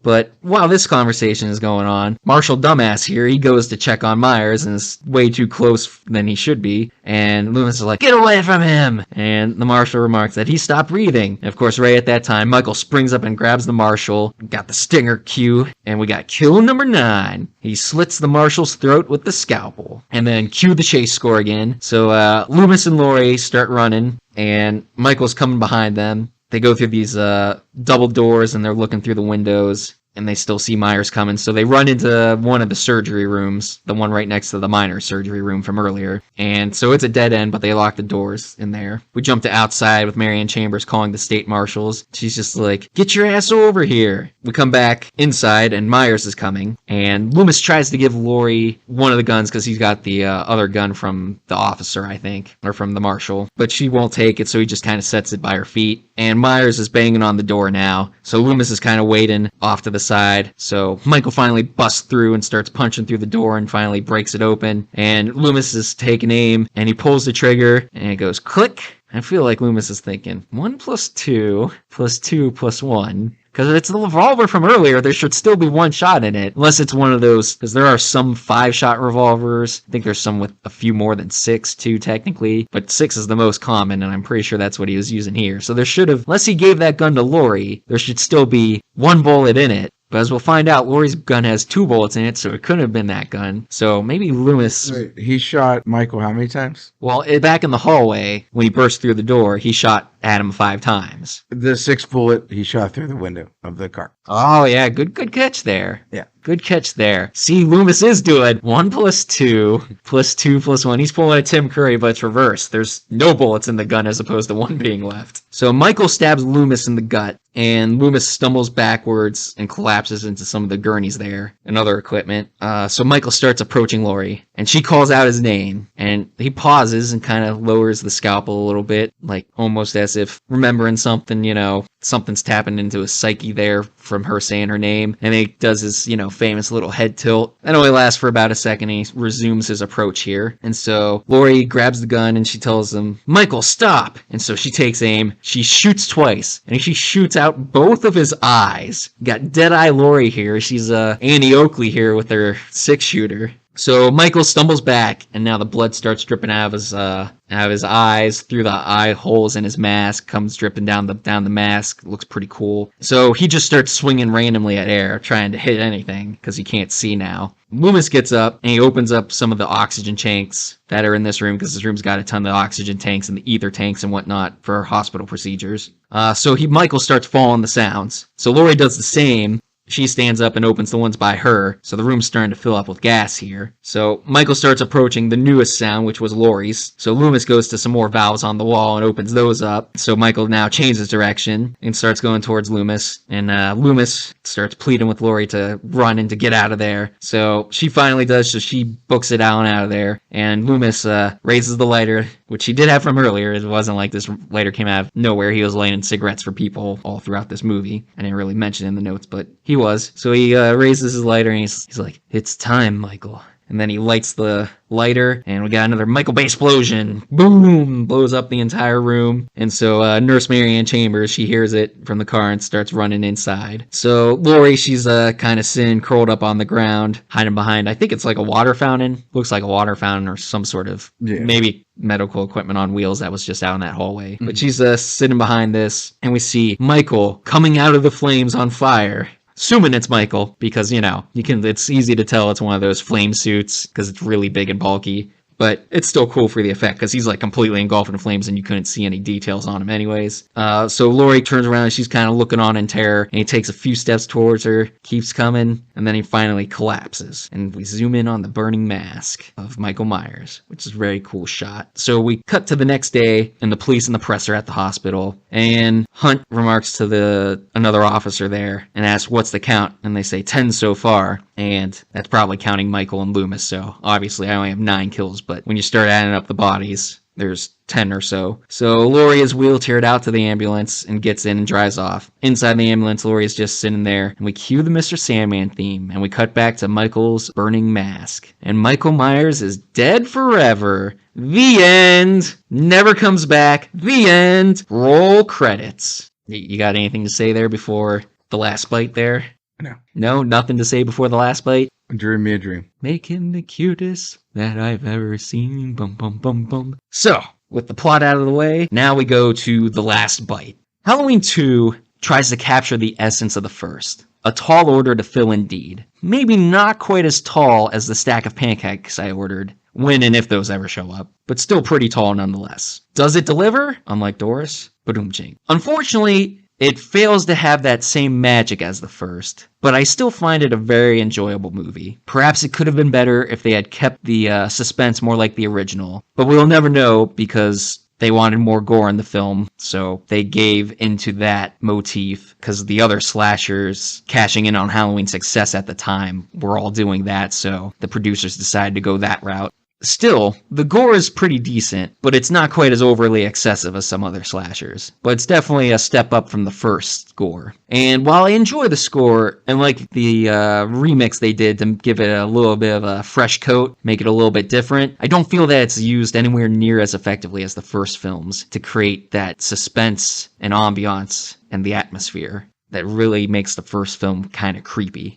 Similarly, there are several reused gimmicks from the first that aren't quite callbacks and more just like recycled shots that were great for the first film, but not quite as good the second time around. I'm not sure why they couldn't have mussed up the hair a little bit to make the mask look like it did in the first one. Like I said, I don't really care for the smooth combed hair look, but the mask is still way better than a lot of the masks that will be used in the future sequels. The cast does an okay job, but a lot of their performances are kind of forgettable, except for maybe a few standouts like I enjoy Bud, but a lot of the other characters are just kind of background there to get killed, and they're even bigger throwaways than the first films. Plus, Laurie Strode isn't given a whole lot to do in the film, which like I said earlier, it's understandable given her physical condition after the attacks, but it feels like a waste of Jamie Lee's talents. So with all of the negatives out of the way though, like I said, I still really enjoy this film. It's got fun death sequences, even though a lot of them are off screen. Donald Pleasance steals the show again with his brilliant performance as Loomis, from a stoic man delivering a somber, mood-setting monologue to an unhinged, crazed man obsessed with stopping Michael no matter the cost. And rest in peace, Ben Tramer. I also love the sprinkling of the origins of Halloween, adding to the mystique of the events happening, which would be further explored in the Thorn trilogy, even though if it wasn't really executed very well in those films, or used to its fullest potential. And as a brief aside here, I kind of came up with this after watching this one. Feel like if they were going to follow up the Myers story, they should have done kind of like with Halloween 2, and pick up for Halloween 3 right where Halloween 2 left off. So Michael is this charred corpse of a man killer, and you could have a cool kind of burnt mask, kind of like in Halloween Kills,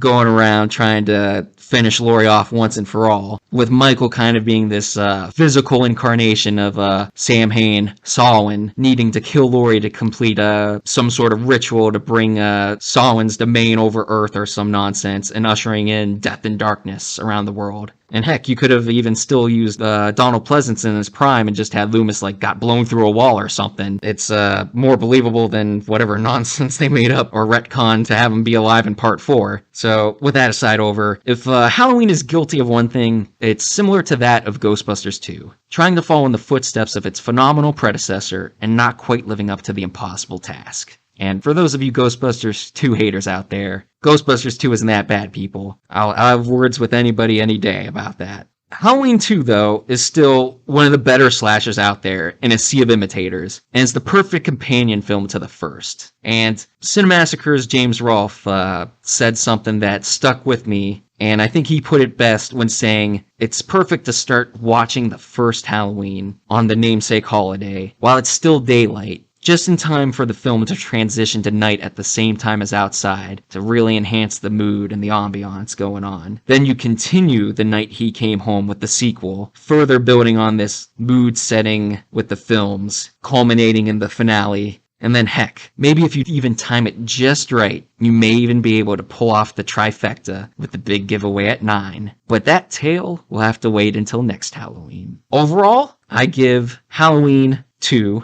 4 pancakes. While not as good as the first, still a fun film, and it's great companion watching it back to back with the original. So, Scary Perry, what is your last bite? All right, well, I got some facts here before I go into that. Had a $2.5 million budget. It made $25.5 million, so it did well in the box office. It has a 31% on Rotten Tomatoes, 6.5 out of 10 on IMDb. So, for me, there's a lot of problems in this movie. And one of the big problems is John Carpenter and Deborah Hill really didn't want this movie to be made. Correct. This had to do with one of the producers of the first movie, Irwin Yablans, and director of this movie, Rosenthal, and some kind of lawsuit because John and Deborah were working on the Fog, developing it, but then they intervened and eventually the lawsuit settled where they can make it. Okay, so they're going to make it and they're going to still do a Fog, but he doesn't want to direct it, Carpenter. And then originally you had Tommy Lee Wallace who wanted to direct it, which I think they probably should have done. It might have been better, but so you have this, just like, I got to build in my points here, so just bear with me here. So then you get this guy coming in, and he kind of wants to change the pace, have like a different pace to the movie than the original one. It just seems like that this Rosenthal tried to throw together a sequel in his mind, but then obviously Carpenter, it's his endeavors, Hill's, it's their brainchild. They want to have hands on it too. So they come in later and fix stuff. So it just seems like a mess of a movie. First, a couple points here. The score, I did not like it. They should have stuck with the piano. I know synthesizers and whatnot were getting big in the early 80s and maybe trying different stuff because certainly Halloween 3, if you listen to that soundtrack, it's synth heavy, but they're using organs here. It didn't jive with me. And like I said at the very beginning, that Donald Pleasance was completely opposite the way he was at the end of the first film. And some other stuff in there. It just seems like they wanted more gore. That's what was Rosenthal's thing. So, they put more gore in it. But then you also have Michael Myers, who you could tell after you watch the first one, you watch this one, he's the way he walks, his mannerisms, kind of not the same the way Nick Castle did it. And David Warlock, he even asked Deborah Hill, because who actually, was Michael Myers in a few scenes, am I doing this right? And she said, yeah, you're doing good. Yeah, you're doing good. And then later she did some interview and she told him he did horrible, or he's horrible, Michael Myers. And he got pissed because, she wasn't telling him the truth. So you got that. On top of a movie that really just takes place basically in a dead hospital. And it's, I don't know. It just seemed like a slog to me. Like, I understand there was, some Michael Bay explosions and stuff, but, and then they introduce, okay, they put the Sam Hain thing in. Okay, it's like, all right, so we're going to give it an idea of, oh, this is why, he's going to kill, and this is why he has superpowers, but they kind of lightly touch on it and really don't go into it more. I had to like Wikipedia it, I'm like, okay, so then they don't give it to him. They talk about it and then they don't. I mean, you said a couple times, and then they're like, they're writing it, and it's just for some reason, this is apparently a lot of the time when John Carpenter got involved in like rewriting some of the stuff, he was drunk. He had like a 12-pack. He's drunk writing, and he says he regrets writing that Laurie Strode is the sister of Michael Myers. And to me, okay, they end this movie and because they're not planning on making it again. Yes, this was supposed to be the end. So Laurie never even finds out, like in the movie, that she's that's her brother. And I'm like, well, you got to have that in there. It's not in there, but it's just not in. I don't know. It's the writing is just bad because I think you have two big personalities. And other stuff is, well, actually, John Carpenter, yeah, he never really wanted this made. He wanted it just to stand alone, Halloween. If there was a Halloween 2, he wanted it at that time to be something more like different, like along the lines of like different Twilight Zone episodes. Yes, he wanted to be an anthology series. Or Night Gallery at that time, because obviously Creepshow wasn't out. I mean, because, I'd go to that, but obviously that's not out. So with that, and I mean, even if him admitting, like, it's just like you're trying to end this movie and you almost within the last 10 minutes, by the way, that's his sister. Oh, okay. Well, that's interesting. Oh, he's burned. He's dead. You're driving away in an ambulance. I don't know. I just felt like it was, it's followable, but it's a mishmash. And they had to like go in and do some fixing. And the fixing was like, it's like John Carpenter didn't want to really touch it in Deborah Hill. Here's like a quote from Deborah. Or actually, this is what John Carpenter said. He said to describe that his writing of the screenplay, quote, mainly dealt with a lot of beer, sitting in front of a typewriter saying, what the fuck am I doing? I don't know, end quote. It seems like they had this bad thing with this Diablins guy and Rosenthal, and you see after this, Rosenthal didn't really direct anything else, and yeah, he did a lot of TV stuff. Yeah, I just thought it was, it didn't need to be done, and I think they kind of almost, I know it's a few years later, but they kind of rushed it, and the guy's like, hey, I want to get this, I want to make this, but we're producing The Fog, and we don't even want to do this, and it's just like you had some people that wanted to do it and didn't want to do it, and it came out into this mishmash of a movie. I mean, yes, there's some cool scenes and stuff, but just to me, it's just like it's totally different than Halloween. Totally, exactly, 1978, and if you want to watch, if you're going to watch Halloween and you want to watch a sequel to Halloween, you watch Halloween 2018. You don't watch... that's a bit debatable. But you don't... That film's got its problems. You don't watch this crap. This mismatch of a movie. And I mean, there's some stuff I like about it. It's just, I wouldn't recommend this to people. Like you said, you say, James Rolfe said, you watch Halloween and then you watch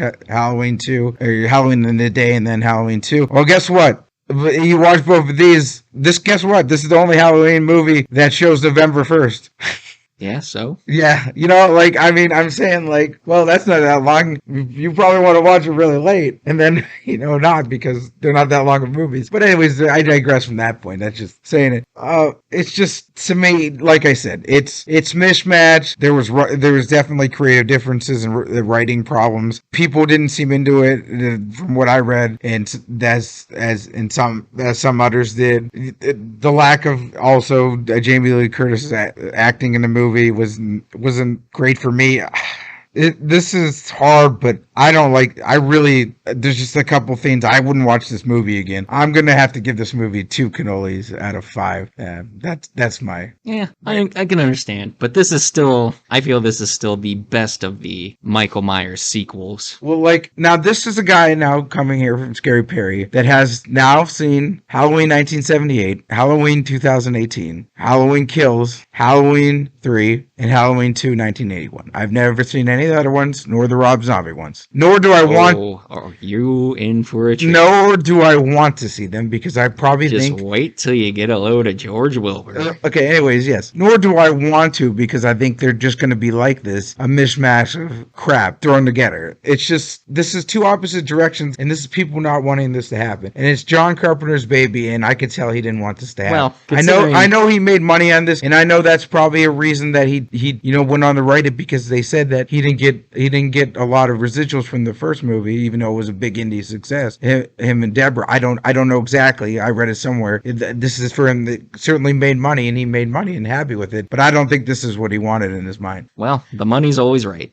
And still, given the half-heartedness they put into this, I think it's a testament to their talent that it's still a lot better than probably 60% of the slashers out there. And like I said, I still feel it's the best of the Michael Myers sequels. See, well, obviously, since I've seen one of them, I don't agree. But that that's why we have this. Yeah. We can Oh, agree trust or me. disagree. That's a miracle. When That's we a miracle finally of get of life.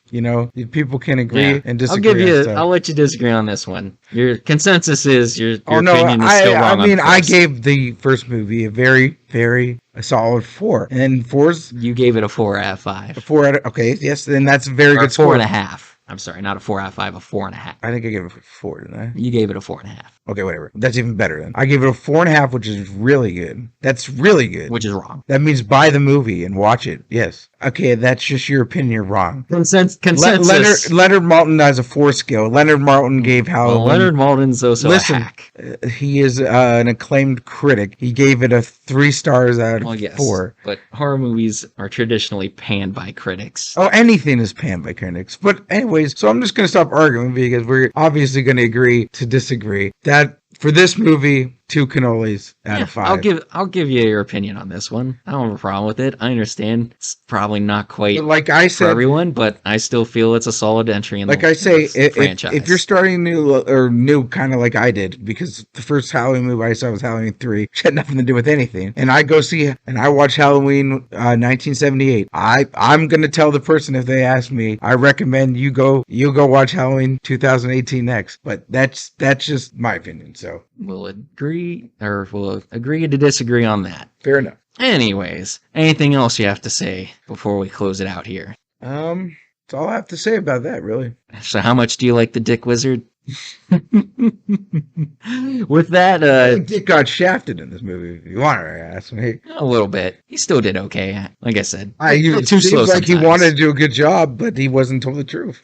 Yeah, it is what it is. I still enjoy the film, though. Anyways, that's all for this episode, folks. So join us next time where we'll be reviewing a Peter Cushing film, or a film starring Peter Cushing, I should say, involving some tales from Entertainment Comics. Until next time, I'm Rocco, aka the Mad Pancaker, And I'm Scary Perry. and check, please. Dolores!